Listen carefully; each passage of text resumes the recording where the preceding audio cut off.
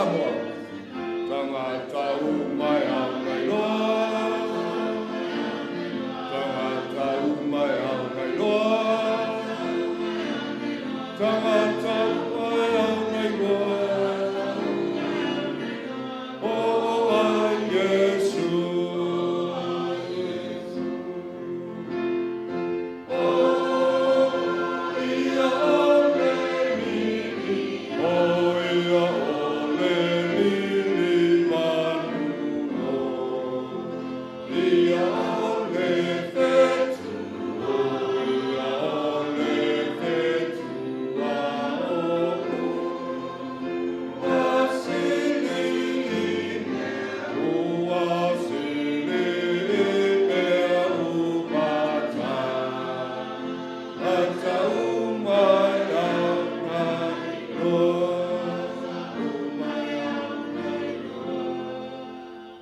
Tai taua ia por vinga.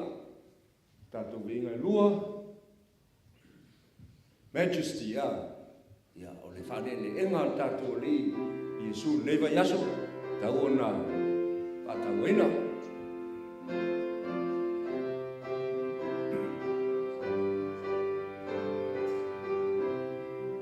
Thus,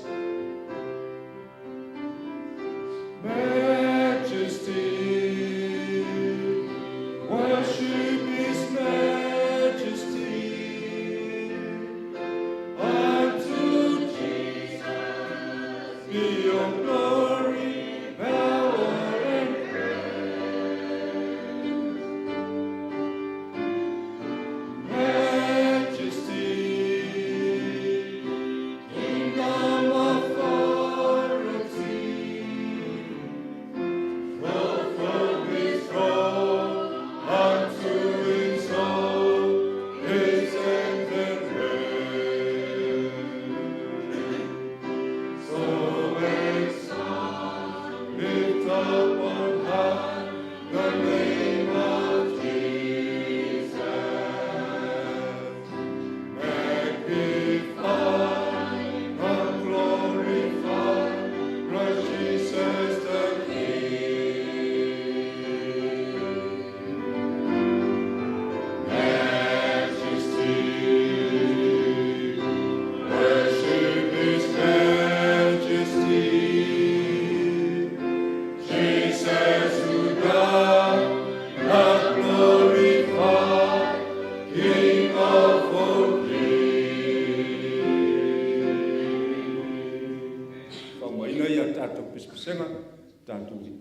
inga no lunga tato ia ngā lue o au.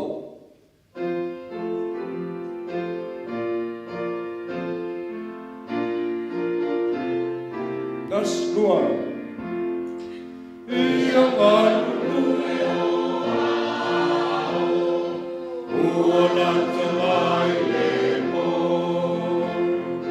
ia ngā lue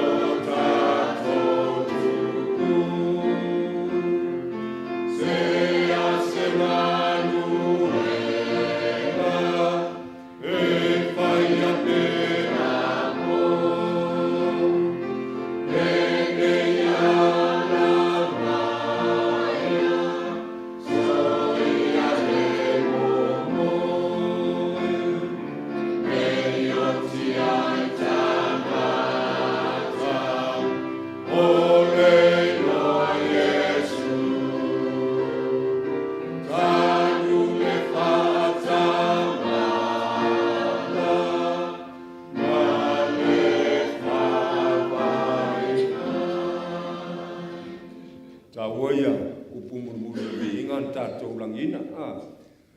Maua mai tātou whāwaiwai, ia tātou moe, i le fio whaalua mai o lo tātou ri, ia ni whaia se tātou mori maungo ia, tā ua ia, whamanatu o whiau nei vai aso, tātou e kālesia, e au ia i tātou na tātou mori mawatu, so sesi lava tātou te wheloa i ai, o a inga, o wō, i o tonu a onga, tau lava o whaatau aina.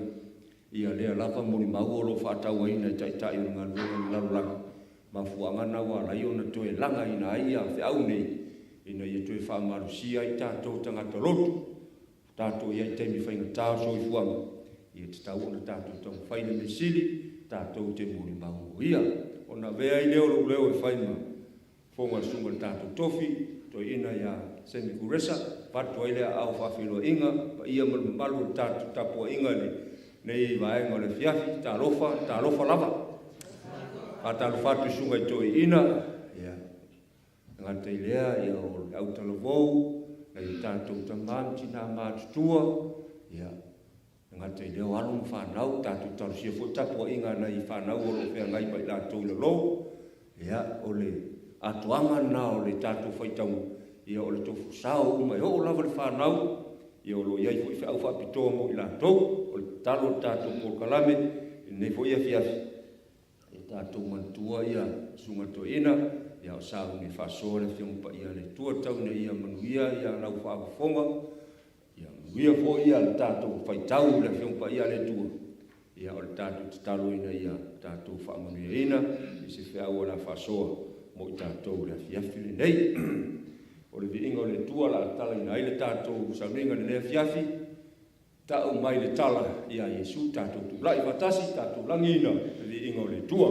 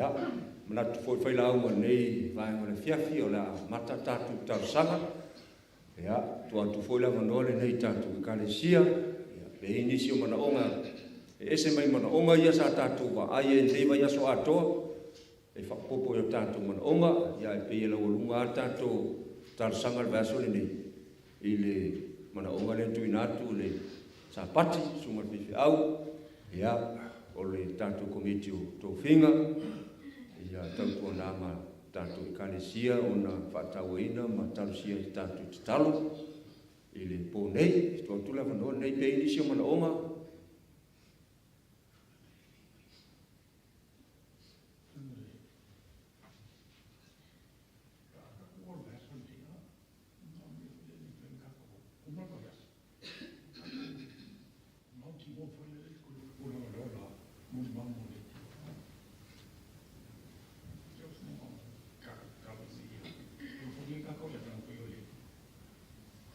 Aftai.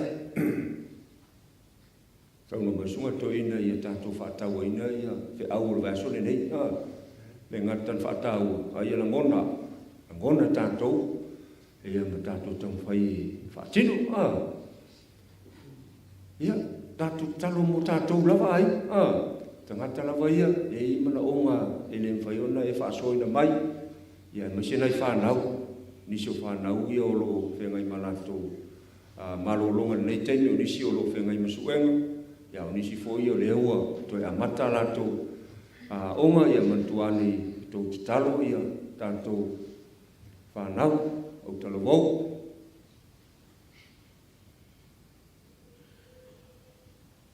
ia whai ele o iesisi man onga ia la tanto whamaulalo mo le tua talo ia tuwa whonga malo o talo ia ole whai o inana tanto tasanga whatai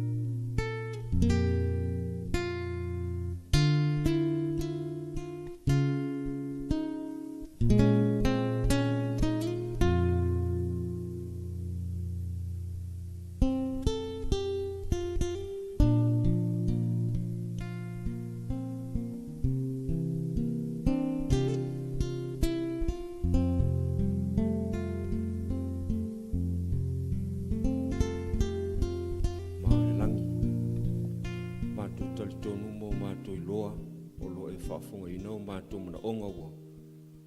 Si ti atu le no whaari pa i o lau fio le nei fiafi. Mana onga peo na si le fia, mana o mia aile whaunga pa i a lau fio. Mana onga tupito peo na mātou talusia le nei vai aso, o le sailia lea o le au whenga luenga, lau fio i le tausang fau, mātou te talo, i sailia lau fio se komiti, la tau te tofia lau whenga luenga a lau fio mo le tausang fau, mātou te talo, tofi mai ele langi, i la tau o le a whapena o na ngā ngui, whamanuia sia mātou e kālesia, nisi o mana onga peo na isi le fia, a fia finei, ia ua talalo ia i fo i la mātou ana pongi. Mātou amataina la mātou ana pongi, nei a fiafi, o lo mātou talitonunga, ma lo mātou iloa.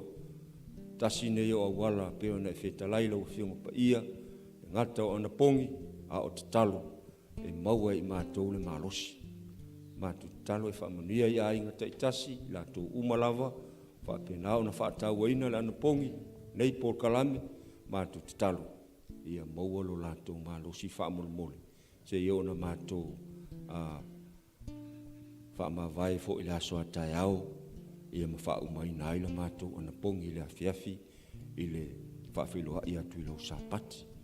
Mātou te talo i lau fio, whaamanuia fo i le sunga to ina i a semi, au sau ni tūla i whaasoa lau fionga le nei pō, ia fo i te ia le mana mai lau fio e whaamatala i ma le manino, ia lo fina ngalo i te tau na mātou malama ai. Whamonia foi ai lātou malava o lo mai mo mai, lunga upenga te whailangi, whapena o na mātou mau whātasi o whamonianga mai lau fio nei a fiafi, ai fo i le vi inga i a te oe. Amen.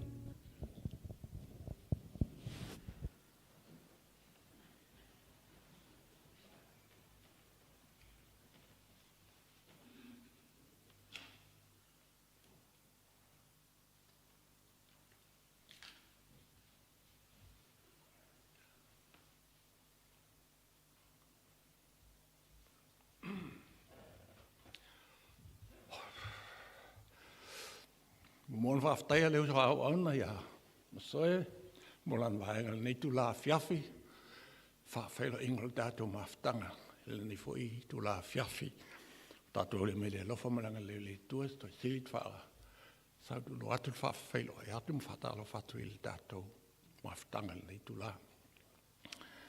Ele, tuna le umis tātou whaitanga nei tu la fiafi nei, a whaitu te mate wina al pese lea he, nā matai. Ta amal tala ia Yesu. Tau mai tau ino la ia. Tata whaitaunga, e mō mai le evangelia Ioane, mta upu e whā. Arona whai upu, mō mōti o na whai upu e whā sfu malua. Mantua le tala ia Yesu, le whelo inga Yesu, ma le whawhine i lunga lwai eri. Whamel whamtalanga al tus pa ia. Sa iu taia ia Yesu monso. Whalongo ia Yesu o mamanu ia whasayo. Whamel whasayo. Tō tele lava soa o mapaptisa na Yesu. Tō tele at soa Yesu nei lo soa Ioane baptisa. Ai whamele baptisa na Yesu. Rono winga, e fōringa mai he te aole, ma ta haupule whaa, ma tulanga le ai. E tupul mea lea, e le i baptisoina Yesu. A wal whai unga, ma ta haupule tu te moele tala i le. Wa venga le whai puipo, i le whai puipo ngai kana. Le na whai atuelti ngā Yesu, ia Yesu. Ai me Yesu, i le iho ilo tei. So e hata ngia mai lau whai tau i ai. E o ma le taimi lea. E le i baptisoina Yesu. Ala utul nei vai aso. Ia whai tātou mon mau. Pea whai sa au tau matematenga tulanga le ia ronge le tulse e baptiso na e mon mau la ia moreri. E le tulse e o baptiso na o mon mau le moreri. Le tua whaftai le lofa la whio, au le mana nei tulai manuia o whionga la whasoa ma whai tau iai. Le li e whamon mole. Tala ina lawa whio la tu whingala mo lo loto. Ul whale le tua le ngang pa ia. Whalau tele. whamanino ia mātou. Le tahaua o le mātou ola e whaelo atu ai. Ma wala lo e whinanga loai. Mātou te whatino nai. Ona o Yesu. Amen. Whamena saule malanga Yesu mon so e mai lalo iuta ia oa ngai ka leia. E ao Israelu loa. E le vāo na whangai e lua. Israelu lea i staimi e lau loa ia Samaria.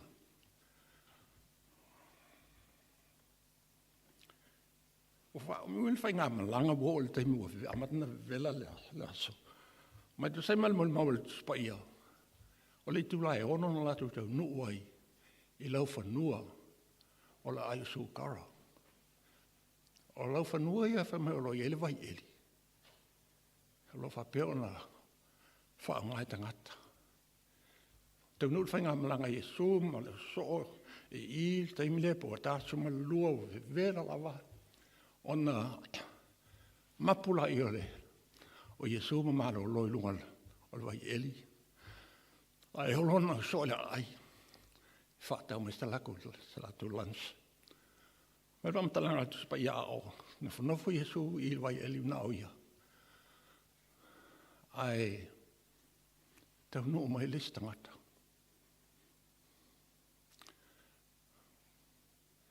E sau e utu vai. I le mōtingitingi o le la, ai sawa e utu ai.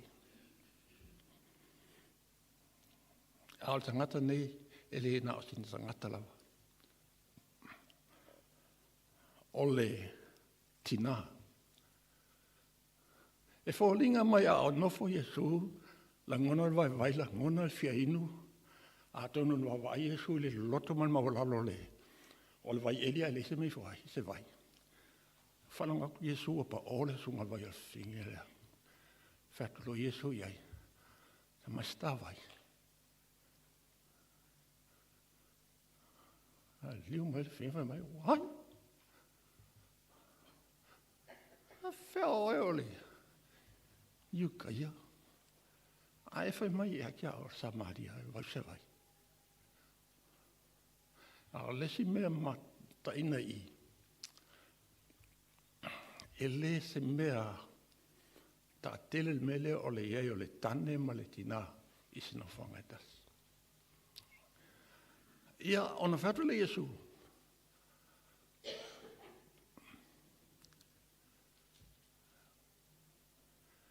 E mai sa vai. Ora ia te ia le vai. E ma whaina inu ai. Ma mili elun. Nona ngā lala il fiainu. A mele whawhine. E le aise mea sui whaila wai. A whamai ea, te tali Yesu e whai atu Yesu. Ana e lole mea alofa ale atua.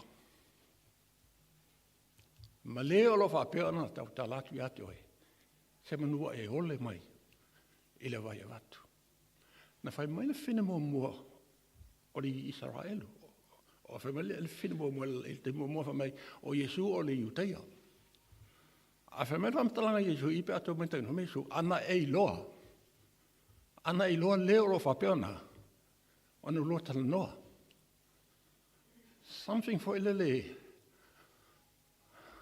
e strange for ele il tala noanga le i. A Yesu ma le whine lea.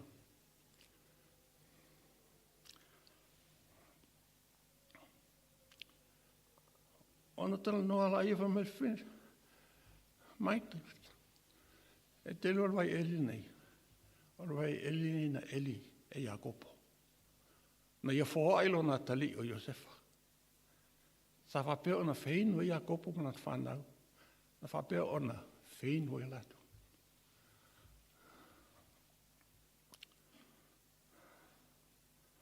Ai mai whapea Jesu.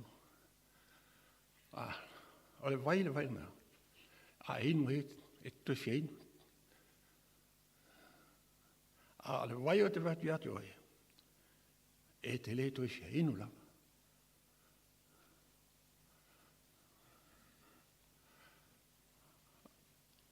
ai mai tau le tau noanga Yesu mal fine. Ia Yesu al tau mwhai tai i le tūwha le nganga. Ai le fine al tau mwhai tai le vao o Isala Elu. Samaria. Le vao o Iutaia. Samaria.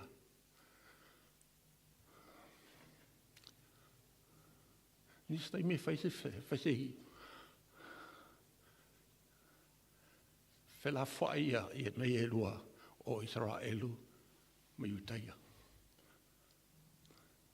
O na beit maa sania Israelu, alfa lawenga le men tupul no lea, pe a fo i tu al taima Solomona. O inana maa fua mai ai. Mua mol tupu mta opa fitu pe na oti maua. O inana maa fua mai na ele me le tupu i. O leo stai Solomona i le tua. O na whaaturo le tu ia Solomona. O la sa e lua le malo. Ai le tupu lo taimi. E tupu taimi lo watari. Ina o oti Solomona. Tula e mai rea poamo. La tali o Solomona. Whaile whono mwhautua inga e ta maa tua. E wha maa i le venga al nu.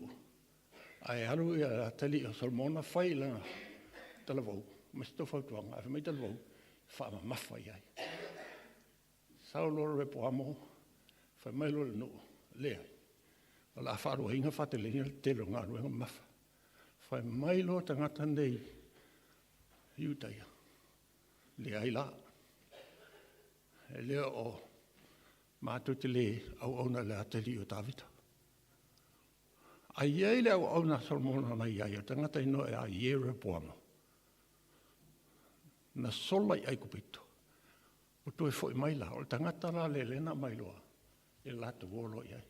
Na umalo ina. Te ena foi mai loa. O mai loa tangata i Israelu o ile tu ilunga. Ile whai e lato malo. A e no nofo i a Iuta ma peni a mina i Jerusalema i le meolo i ele manumaru. A o tausanga o le tupu o Mary. O le tupu nan whaatau o le maunga le tau Samaria. Lea lana i a whawai le manumaru. E tau mwhai whaatu sa manumaru pe o le manumaru la i Jerusalema. Na lau ilo e lola i el tulanga i a Samaria. Pena bea la i ma Samaria. Al te momono mai na whai e tangata leo i Repoamo mo meo tupua. Povi ina i whapeo na i whai tangata auna i toi o. Whamela i mawha whau tangata nei. A leis me whape whai. A toi o tangata i Jerusalem e tapuai. Lunga atu rono no whai o. Ia ta whai e loa tangata le mele i. Aina whola le tua i a i Repoamo. A e muli o wala. O te whaia o e mamalo tele. A pangalea. Ele muli ia poama tulanga le ai. Foi asa ia Yesu ma le fine. Fela fra inga leo foi a. Sui lo fine il tel nonga. Fema il fine. Ma che lo è? E fio mai le Messia. E ingol Cristo. A fio mai nga ki whaelo mai e mako mea umara. Whamai asa.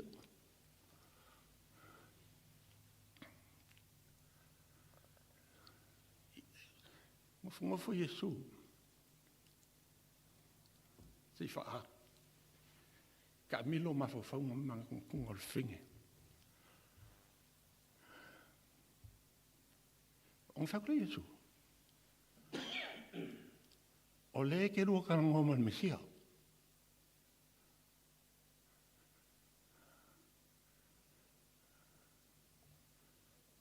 Ke ilo le whinge.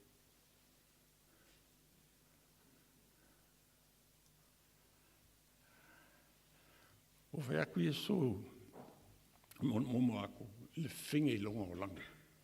O mga al whinge le vai, o whai aku Yesu le lei. E waku le vai, o menge kaunga whai mua. Alu e whai I oko rua e koke o mai. Whai mankala le whinge. O e le so oko rua. Mai e Yesu, sa oe, le so oko rua. A ngai e o ko rua lima. Ia, ma les whainga ki rungu whungai. Ele tau kange.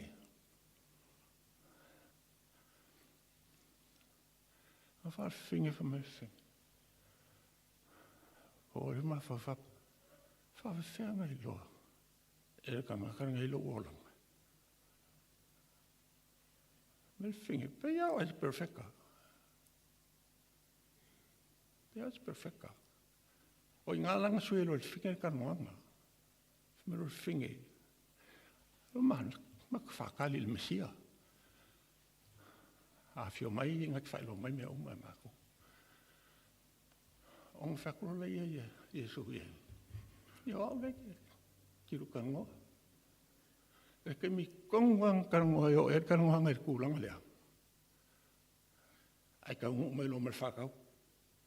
O mai lo maso o mal whakau. O mai le so o ma vai akula o so. O le whawhinge mai Iesu. E mka i le pālengi an me le vai au so.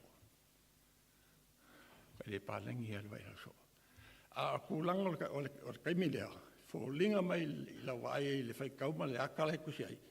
Ua quiet me oma. Ua le se kala whinge whaia. Le se kala vaenga lenga o mai ngā ngomai kum kilo. E le mele laku waku iai. Le se kala Iesu whaia. Kupu les men kupu. Ma les men kupu. Wasa wale le whinge. Walu ese le whinge. Walu whinge alu rongu. A o le whangu vai al whinge renga sau maia. E upo inga vai. Nei ka ki ai. Ala walu whinge. Alu whinge longu. E kau iai. Le mele ukupu. O longa o langa salilo. I longa lama mangaku salilo. A o leo e rika ngaka o ia fofola kui o ngaluma. Le kala anga o longa waranga. Whamelang kala. O mai. O mai si o kouku o e koke wawai. I le tangata o whapea na ia. Tau mai a te au. Le olanga. A o tupul me na le ai. Ai whisili leo so ia Iesu. Ma whai ele. Whai sanga me kawai. Wha me Iesu. O lau me ai. O le whaia leo le whina ngalo. O le na wina mai anga.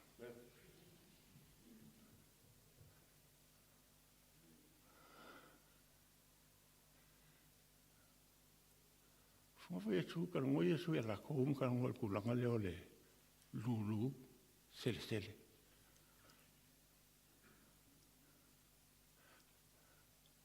Me Iesu, e lulu, e fwoi la kou e se sele. A oi se lulu ma la kou se sele lava. A whasoa Iesu malonga so i il kahua, o le lulu ma se sele. A waku Iesu, ua whakua e mele solo. Whamelo Iesu i langa soa. Vai o kou. Ua pael seiko. Ai le se o whangaruanga. Inga ua mai ka winga Iesu le whawhinge, ma ka ngaka longu ua mai. O se selenga leo kupu. Sa dulu Iesu, tali el fine. Waru fa fine lo nululu, wara hatu tali hina, wa foi mai. O mai, fasoa, tranoa, umi asa tranoanga. Li ungang tarasanga nu ya Yesu pem whainga nofo. Talia le mana onga nofo mo aso e lua. E le unga aso e lua, e le mo le mau whapea alto spaia. Na whapea poi ia isi tangato nu. E le whine whaftai tele lava. I le launga luenga whai. Whaftai lo latu, longo atu. I Yesu, au le melna i e mautinoa. O matu whalongo ia Yesu. O matu te tonu ia teia. E le ono o upu. Ai ono o matu whalongo i lana mo le mau. Wa paale saito o le whātoanga o te ngata soifua le talalei.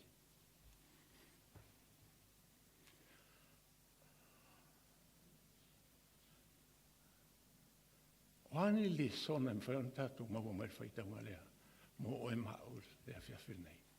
Ina i e vea oe, a vea au. Ma nisi tātou te whailo atu mo mol mau atu lea la wholetua. Mai tau le whine, o te lopra se te o se loa le whine o le tuspaia. E loa tau mai le tuspaia por a se te. A ina wa whalongo le whine. Na alu mo le mau. Na alu palma, na alu whine tau i tangata. O le tangata na i tau mai e te aula wolanga. Pau ana lan tana whai, o mai la o vai ai. Mana iai. O le ai, tā whainga nā tātou whai taunga le maftanga a Iesu ma le whawhinel nei ma le la whesua ina i le tūlanga le olanga. O le tūlanga o le tātou mtaupu o ie whautuanga mo tātou. O le whautuanga mo tātou ma le tātou mtaupu le ina whiawhil nei. Awana iai so manatu. Awana iai so manatu po sa tātou manatu. Tātou whiwhilia i lātou e tau i eltara lei. Ia mamau ia te oe namnatu. Ia mamau ia te alu namnatu. Iai taimi e nā tura whaatangata ua whiufu e wala au. Whawhiana sa umisiona me whapenāt. Al whautuanga mal manatu roi i. Aua, nei e tātou lea manatu. O le tātou manatu o ai tau iei, o ai le tau iei. Tele o na awa o mai Iesu il tūranga me whapea. Stasi o o ngā Iesu il tūranga whapea o whata oto il lulu saito. O whatu se laupa sene le mānaia ma le ato tole lei. Lena pa o lunga la wala.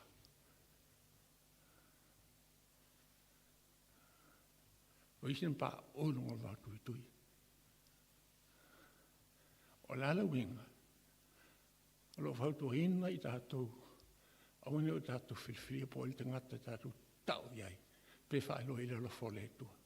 O le vaenga le tua. Ele na al vaenga tātou. O le whaeloa. Ai altaimi, yes taimi, o atu whaina tau on tātou oai. Tu saimal whamtaranga mele a ongal tātou whaitaunga. 24/7. La wal taimi o whete rufto i mestangata talanoi ai whaso i ai awe is tā lai whatau i sana me ai. It's all part of mon mawatu i le tua. I le lofa malanga leo le tua. Ele se taimi ai whapea ai. Se i o le taimi lea. Mantua ia le misiona Iesu. Na alfawhine atu atas. Na alfawhine atu atas. Ai lea velto atas il nai whai me e tā ofi ai. Le launga atu Iesu, mwhaero Iesu le memon.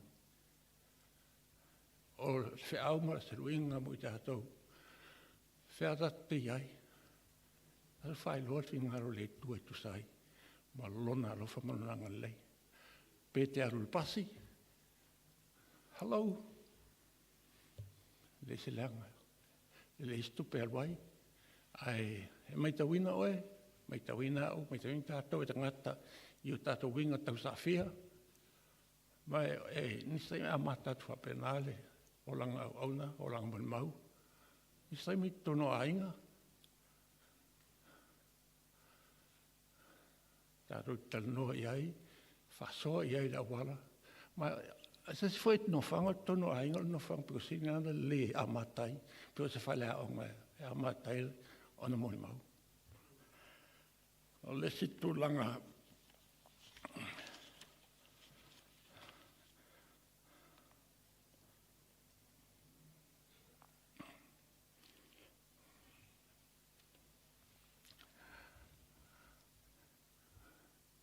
O le tātou whaai atu e po le whaaso atu le o le whitangalo le tua tangata.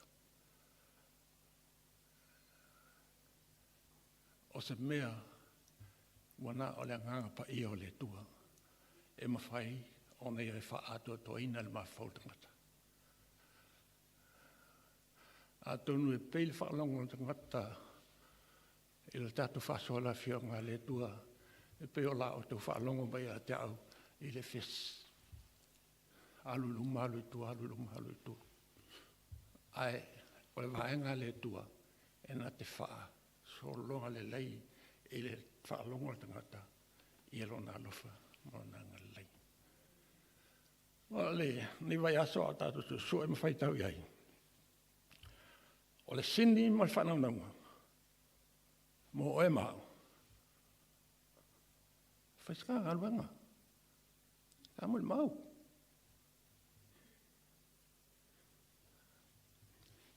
Ma aile so e ngamel whaitau le whawhi nei.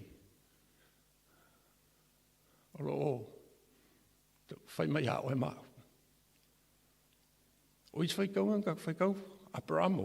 E ese si o mangai Abramo. Iosefa. E ese si o mangai Iosefa. A mo me whaitau le whawhi nei. E whauringa me te o si o manga. Tangata lau te le. Pe o e mao. E le se taimi. Ato whaina te mōni mau e mō le tua.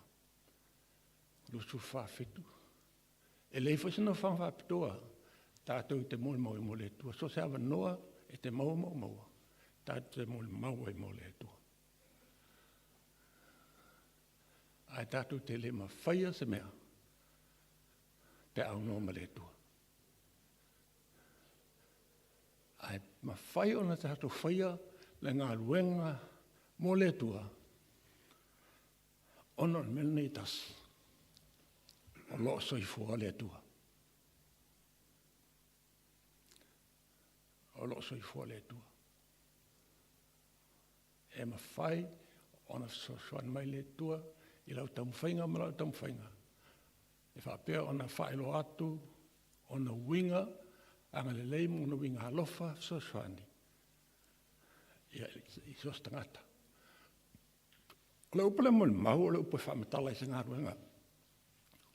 Mantua le, ta upa konsane lenga, ta ua i le tēne titi, le na ave whaa, tangata u taua. Pau al tara le tēne titi na whai mai, maupana whapeo lai ai whea. Lai o, ia nā manu. O langa ia tala, o langa tala na whai i lona matai. Ai ata tilo atu iai. On tatua vele upulea. Na moni maulea. Na moni maulea tini titi le i le lofo mea leo le tua. Ma o leo langa moni maula i lafi so iai malu turde. O lo le ola lea. E wha atino le fina ngaro le tua i lo soifuanga ma lo ola.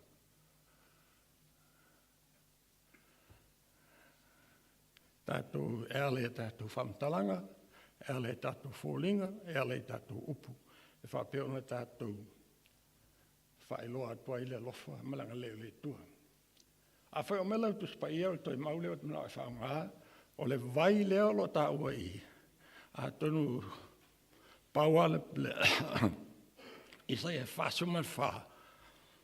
Isai am tā ua e whasumal wha whai upo tolu. Pauleo se mau o tumna tua whaunga. Tau o mai lea to le vai o le ola lea na. Tau no ai Jesu e le. I saiam tau pe sfasu mal wha al whai upo tolu. Mal whai upo tolu. Awa o te le lingi atu le vai e le nuna mati. Ma vai tafe i le ele matutu, o te le lingi atu lo ua nganga i lunga o lau whanau. Ma la o whamanuia i lunga o e tutupo mai i ati oe. So, e lau susuenga, lau te kilo iei. O le vai leo lofu mai i le tua. O le tua le ngang paia. Aona whaatumulia, oe whaatumulia au le tualenga hapa ia. O le tunu la whengo whio ona whapea ona tawhi atu. Mamanu ia inisi. Ai pe au noi tātou mai Jesu. Ele mwhai on tātou whaisenga haruenga. Pe au noi tātou mai Jesu. Ai pe ono tā ua le taimi wa sola atu. O loso I foi Jesu mal mafuanga le te loto tele ai. Tātou o tātou te mon mau. A tātou whaoinga nei sa ninga I vingo le tua tolse lau fast food. O loso I foi ia.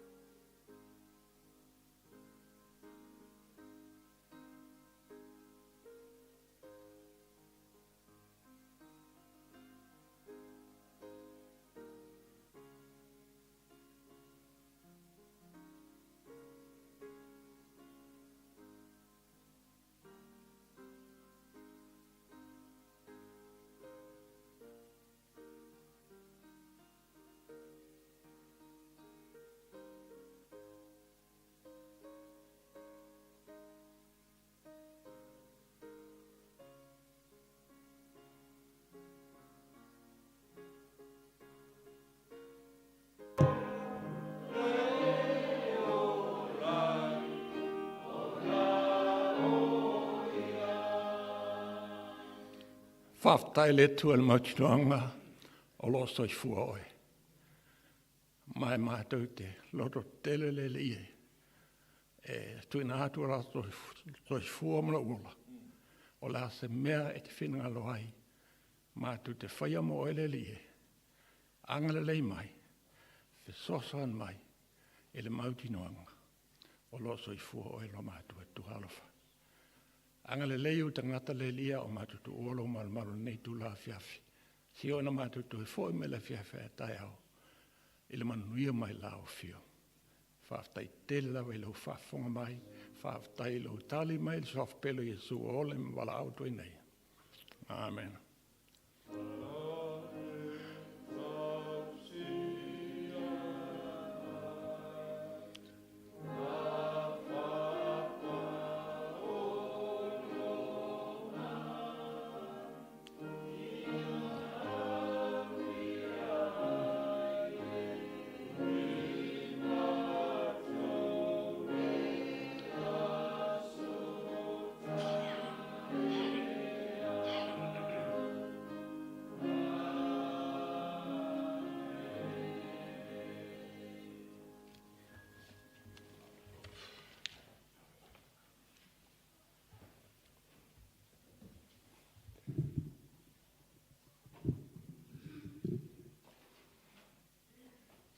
Ja, natu e tātou te whaafitai a whaatasi le sunga to ina, ia semi, ia mo le whasoina, ma le whaamtalaina fo le tātou whaitaunga le nei pō, tā ua i o le tātou whiaua nei pō, tau nei e whamanuia le tua e lau sunga to ina, semi, ma ua pēle to mai whale langi, whaatamao a inga ina i lau sunga le to ina, ia o su e atili la whiang pa ia le tua whamanuia fo le whaltua e tau lofa ma le a inga.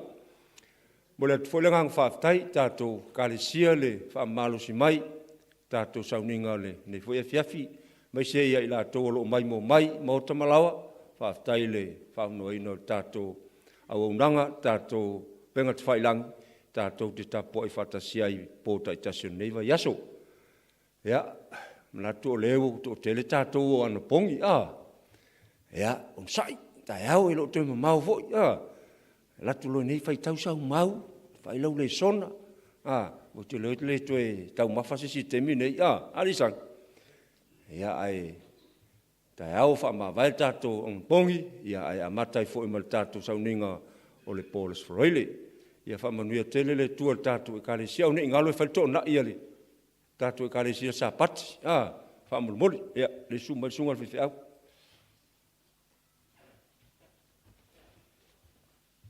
Sa o le e rupo. Ia, toi moli atu le ngang whaftai ma le ngang whamalo i le nei foi i tū la fiafi. Te lo foi leo ua tātou tū la tātou i taimi whaai ua le mea sa talo. Ia ai o tū la i ona i ei folfolanga na misi le po ana po. Ia lea foi sa manatu e wha leo ina i le fiafi nei. O le wha manatu atu le tātou bode, whali tātou bode le ula iaso lo mua mua, pe a mai ar sa pati. Ia o le taimi masani a whaleiva, ia e whai o na whataunu ina ile fono a le komitu mau. O nei lea sa whai tato co-op, ia mai manaia i o la unga neiva yaso. Ia e tā ua fo i upu al whai la unga whai mai e taun whai stato vaenga. O nei fo i la fiafi na sau ele fine o te le masani e. Ai na sau ale fine saulanta avale tonu, ai fesili atu ai, po sau e watu sana atu e whamai le ai. Ai na sau e whawhetai mai. E ei tangata o te le lopo ai. Na alutu i tu il fale o le ainga lea. Ai ave ia ato ia o leolo tatou a whaonga ina le taimil nei. E leo toe tele ia ni ato lo toe sfuma le wha, lono winga e to a fitu tangata. E whaatau ina le ato e tasi. Ia ai ave ato e lua. Ia mai wa soo le tua o ia fa soo soo foi o tua oi. Ia o te le lopo ai nisi o lo manao mia. O le tele o taimi. E mana ia se mea foi le amatanga. Ia e peia o le kalesia e feso le tusi e ia tusi o whaalinga. Wa ma vai foi le ulua ia lofa. Wa mata foi o na mou atu le mana ia o lea foi vaenga. Ia o tātou fo i pe fia pupu i mea nei. Ia a tātou wha amene nei le aveo o e mamoli mau, ota se mana ia. Ai o le whaatino, ia e toi titi a mana ia. Ia maon mea lea e toi valvalusia ia o la au tātou e kālesia. E te le ia le moli mau, e le ini au tala e whaia. E le i foina upu se tele. Ia au lea fo i e sa uni e wha amala malama tul tātou e kālesia le sa pati ia le vaenga e whaatino ina ai le sauninga lea po misiona o le a whaatino ina i lunga TV. Ia e pauala lau vaenga e whai. Ia o lo walu e tala noa i i lau tua oi. Ia ma ave iai le invitation lea, e mata ai. E le se mea la e alo ke la unga i, ke oko se se a koe la unga, al fai la unga la e fai mal TV. Ai no na e watu a invite, ia ma e fai ai. Ia o la unga e sau lunga le channel 204, ia ma le Sky 204, ia ma le Freeview. Ia ona uma leo le ngā luenga, ia ai toi lu ia tul tātou e ka le sia ma toi whamalosi atu. Ia le fo ua whamanu ina i tātou i whi awal nei vai asu. Ia ai toi a lar whaonga. Whaonga lo mana ia ato tolo a. Ia ai a whai e le i whatau ina sau atu. Ia pe a whai fo i o lo e sila fia i se a inga o lo o mana o mia. Na paua leo le vaenga i fia whai lo mai. Ia on tu atu le ate oe te le tongia. Ai te alu e ave ai le na fo a inga o lo o i se mana onga a whapea mo le tātou mawhtanga. Ia ai moli atu le whamalo ma le whaftai a te i lātou o lo o whamaoni. Ia e whatau a lātou ato, ma o e ave a lātou ato. Ia e maise fo ia te i lātou o lo o whamaoni talo. Ia ina ia manuia ia le nei wha moe moe. Ia ma ia maua ia nganga mo le malo o le atua. Ia whaftai fo ia te i lātou o lo o au mai al kok Samoa. Ia marko pai. Ia ma isi vaenga uma. Ia au altau singa o le au volunteer. Ia o le na misi le asol nei a whaso. Ia e whamanuia atu le atua i le tātou e kālesia. Manuia fo le atua le tātou anapongi. O le saonga le mea masoe o le ua tapuni le anapongi. E le o tatala ina o le ua tapuni nei. Ai tatala tae au. Langa le whai mai masoe o le ua tatala nei le anapongi. Ia a le o le ua tapuni nei. Ia ai tatala tae au ia le anapongi i le taimi e wha umai. O saonga lana o le tatou anapongi. Ai wha mulmule. Anapongi. E le o se polokalame fo i lea e whapea langa le whai whatasia le kalesia. O se mea fo i lea e tuina atu e lo loto i le atua. I le ngaluenga. O le isi mana onga e te tauna mana tua e le kalesia tātou te talo po le a tonua le mana onga i tauna na ngai ai ia polokalame ma wha moe moenga o le kalesia. O nei pei e o whapea polokalame. Ai e te tau ona i se mea e a ngā itasi ai. Ia e o le sila nat, o lau tatalo na neva yasu. E so swani mai le atua. Ina ia whaasino mai e ala i le taitai o le kālesia i mtanga luenga. Ina ia tasi i o tō whinangalo mo tātou loto. I se mea e a ngai ai ia le ngā luenga le atua mo le tausanga fau. E mai a upu mo le atu whaftai le tanga luenga ngā luenga wha missionary. Mo le whaatulanga ina le tātou vai a satalo, toi o tai au le pō, ia o na wha umalea i le sāpati, ia wha manuia te le atu, le atua, so i fua mai manuia.